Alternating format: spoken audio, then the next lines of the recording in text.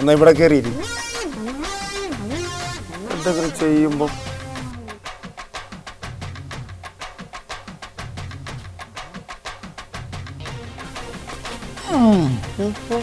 ഇവിടെ പോ.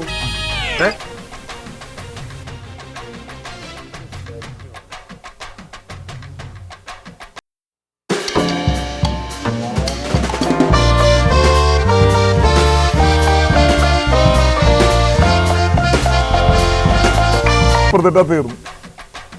കുതിര ചാടിച്ചാ തീർന്ന്. പേര്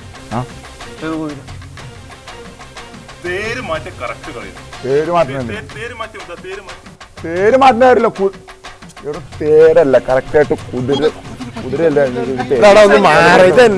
പേരെന്ന് പറയില്ല കേട്ടോ, അറിയേണ്ട കാര്യം പറയില്ല. ആ കുതിര ഇപ്പുറത്ത് അടിച്ചാൽ ചെയ്യുന്നതിന്റെ ഇടയ്ക്ക് ഉള്ള കാര്യം ഞാൻ പറഞ്ഞു. ഏതാ നിങ്ങൾ ഇത്ര ആലോചിക്കാണെന്നല്ലേ? കുതിര ഇപ്പുറത്തിട്ട് തീർന്നില്ലേ? ഏത് കുതിരയുടെ കാര്യം? ഈ കുതിര. ഇതോ? ഇത് കുതിര പിന്നെ അല്ല, ആ കുതിര ഇപ്പുറത്തിട്ട് കളി തീർന്ന്. ഇതിട്ട് കളി തീർന്നെന്ന് നിനക്കറിയാം ഇതെന്നാ കളിയെന്ന്? ഇത് ചെസ് കളിയല്ലേ? എന്ത് കളി? ചെസ് കളി. ഇതാണോ ചെസ്? പിന്നെ നിങ്ങൾ ഇതെന്താന്ന് വിചാരിച്ചേ? എടാ, ഞങ്ങള് വന്നപ്പോ ഇത് ഇവിടെ ഇങ്ങനെ ഇരിക്കുക. ഞങ്ങൾ ഒരു മണിക്കൂറായിട്ട് ആലോചിക്കരുത് ഇതെന്തോ സംഭവം. അപ്പൊ ഇതാണല്ലേ ചെസ്?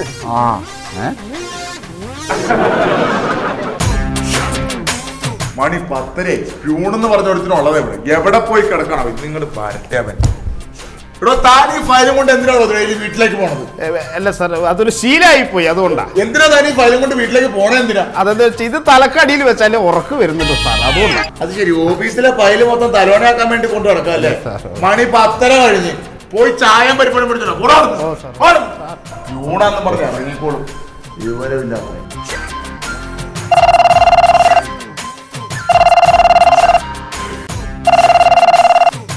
ഹലോ ഹലോ ഹലോ, ഇത് കോട്ടക്കൽ ബ്രാഞ്ച് അല്ലേ? അതെ, കോട്ടക്കൽ ബ്രാഞ്ചാണ്.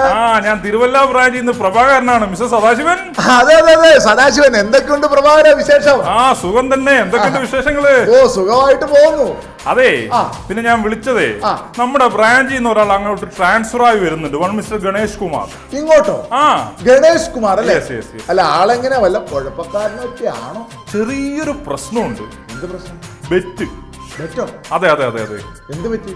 അതെ, അയാൾ എന്ത് പറഞ്ഞാലും വെറ്റ് വെക്കും.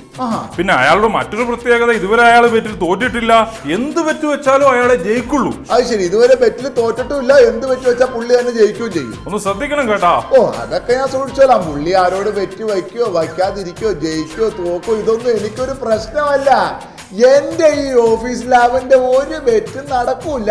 അപ്പൊ ഓക്കെ, എന്തായാലും ആള് വരട്ടെ, ഞാൻ നോക്കിക്കോളാം. Okay okay. ബെറ്റ് അത് എന്റെ അടുത്ത്.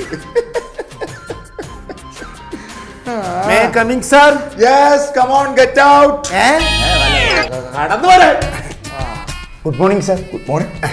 ഞാൻ തിരുവല്ല ബ്രാഞ്ചിൽ നിന്ന് ട്രാൻസ്ഫർ ആയിട്ട് വന്ന ഗണേഷ് കുമാർ. അതെ അതെ. എന്നെ അവിടുത്തെ ബ്രാഞ്ചിലെ സദാശിവം വിളിച്ചിരുന്നു. അപ്പോ ഗണേഷ് കുമാർ ഇന്ന് തന്നെ ജോയിൻ ചെയ്യുന്നോ അതോ നാളത്തേക്കാണോ? എങ്ങനെയാണ്? ഇന്ന് ചെയ്യാം സാർ. ഇന്ന് തന്നെ ജോയിൻ ചെയ്യാം. പിന്നെ ഗണേഷ് കുമാർ ഒരു പ്രത്യേക കാര്യം ശ്രദ്ധിക്കണം. ഓഫീസ് കാര്യങ്ങളിൽ ഞാൻ ഭയങ്കര പങ്ക്ച്വാലിറ്റിയാണ്. സമയം പറഞ്ഞാൽ സമയത്ത് വരിക, ഡ്യൂട്ടി പറഞ്ഞാൽ ഡ്യൂട്ടി ചെയ്യുക. അല്ലാതെ മറ്റ് ചിന്തകളും സംസാരങ്ങളും ഒന്നും ഈ ഓഫീസിൽ പറ്റില്ല. കാരണം ഞാൻ അത്രയ്ക്ക് സ്ട്രിക്റ്റ് ആണ്. മനസ്സിലായോ? പിന്നെ ഞാൻ എന്തോ കേട്ടല്ലോ, താൻ എന്തോ ബെറ്റ് വയ്ക്കുമെന്നോ, ബെറ്റ് വെച്ചാൽ താൻ മാത്രമേ ജയിക്കുള്ളൂ, വേറെ ആരും ജയിക്കില്ല എന്നൊക്കെ പറയുന്ന കേട്ടു. എന്റെ പൊന്ന് സാറ്, എനിക്ക് അങ്ങനെ ബെറ്റ് വെക്കാൻ വലിയ താല്പര്യമൊന്നുമില്ല.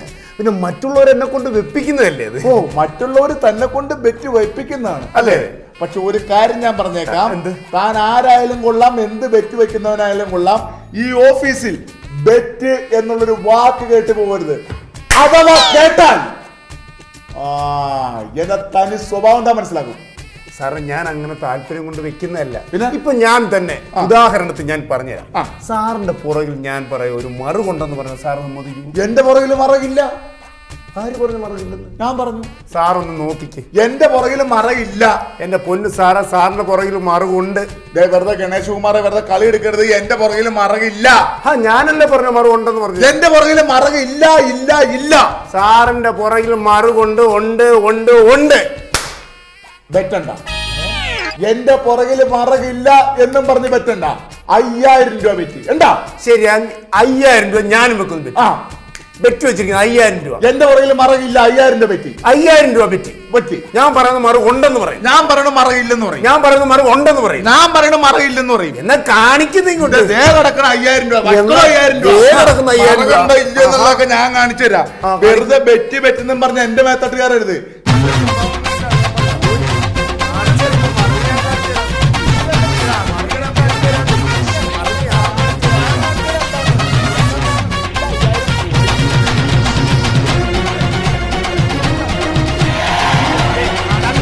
എവിടാ എന്റെ പുറത്ത് മറകണ്ട നോക്കടാ. അതാ പറഞ്ഞ ബെറ്റ് വയ്ക്കുമ്പോ സൂക്ഷിച്ച് ബെറ്റ് വെക്കണം. മനസ്സിലായോ ഗണേശ? മനസ്സിലായി. ബെറ്റ് വയ്ക്കാൻ വന്നേക്കണ് ഒരു ഊത്ത ഗണേഷ് കുമാർ. ഇനി ഗണേഷ് കുമാർ അല്ല, സാക്ഷാൽ സിനിമാ നടൻ ഗണേശൻ വന്നാ പോലും എന്നെ ബെറ്റ് വെച്ച് തോപ്പിക്കാണെന്ന് ഒരുത്തരും വിചാരിക്കണ്ട. പിന്നെ അല്ലേ ഒരു ഇച്ചിരി ഇല്ലാത്ത ഞാനൂലിനെ കാട്ടിട്ടാണ് എന്നെ പേടിപ്പിക്കണം. ഇതിനും വലിയ എത്രയോമാരുടെ അടുത്ത് ബെറ്റും വച്ച് കൊടുത്തും കൊണ്ടും ജീവിച്ചിട്ടുള്ളവനായി ഞാൻ. പിന്നെയാണ് ഒരു ഗണേഷ് കുമാർ. ഓടാ അവിടുന്ന്. ഓ, ഇവനെ കുറിച്ച് വാതോരാതെ സംസാരിച്ച ഒരാളുണ്ടല്ലോ നമ്മുടെ തിരുവല്ല ബ്രാഞ്ചിലെ സദാശിവൻ. പുള്ളിനെ വിളിച്ചിട്ട് ബെറ്റ് വെച്ച് ഞാൻ അവനെ തോപ്പിച്ച കാര്യമൊന്നും പറഞ്ഞില്ലെങ്കിൽ പിന്നെ ഞാൻ എന്തിനാ ജീവിച്ചിരിക്കണേ? Hello hello hello, Thiruvalla branch അല്ലേ? അതെ. മാനേജർ സദാശിവനുണ്ടോ? അതെ, സദാശിവനാണ്. ആ എടോ സദാശിവ, ഞാൻ കൊച്ചി ബ്രാഞ്ചിൽ നിന്നാണ്. ആ പറയ്. എടോ, താൻ ഇങ്ങോട്ട് ജോയിൻ ചെയ്യാൻ ഒരാളെ വിട്ടില്ലേ, ഗണേഷ് കുമാർ. ഓ, താൻ എന്തൊക്കെയാണ് പറഞ്ഞത്? അവൻ ഭയങ്കര ബെറ്റ് വീരനാണ്, ബെറ്റ് വെച്ച് അവൻ മാത്രമേ ജയിക്കുള്ളൂ എന്നൊക്കെയല്ലോ താൻ പറഞ്ഞത്. എന്താടോ ഉണ്ടായത്? എന്നാ താൻ ഞെട്ടാൻ തയ്യാറായിക്കോ.